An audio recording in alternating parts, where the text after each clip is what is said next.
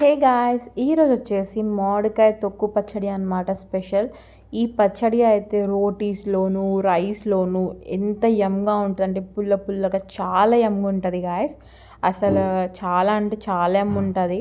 ఇది ఒకసారి తిననుకో ఎడిట్ అయిపోతారు మనమైతే, అంత యమ్మీగా ఉంటుంది. ప్రాసెస్ అయితే చూసేద్దాం ఇప్పుడు. ఫస్ట్ అయితే ఇక్కడ మామిడికాయ అన్నిటిని మంచిగా తురుముకొని పెట్టుకోవాలి. సో ఇక్కడైతే చాపర్ అనేది యూజ్ చేశాను. ఆ తర్వాత ఆవాలు అండ్ మెంతులని డ్రై రోస్ట్ చేసుకోవాలన్నమాట, మంచిగా స్మెల్ వచ్చేదాకా. ఆ తర్వాత దీన్ని తీసుకొని గ్రైండ్ చేసుకొని పెట్టుకోవాలి. సో ఇప్పుడు మనము తొక్కు మ్యాంగో స్ట్రెచ్ చేసి పెట్టుకున్నామని చెప్పాం కదా, అది మెజర్మెంట్స్గా వేసుకోవాలి. ఇక్కడైతే నాకు 3 కప్స్ దాకా మ్యాంగో వచ్చింది.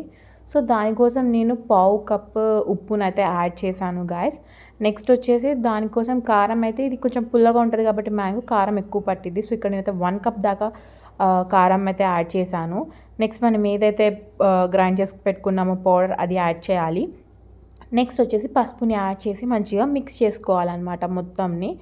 సో ఆ తర్వాత ఇప్పుడు దానికోసం బగార్ అనేది తాలింపు అనేది వేస్తాము. సో ఆయిల్ని యాడ్ చేసి అందులో కొంచెం గార్లిక్ అండ్ కొంచెం రెడ్ చిల్లీస్, బగార్ బింజా అండ్ జీరా అండ్ కర్రీ లీవ్స్ని అయితే యాడ్ చేసుకోవాలి గాయస్.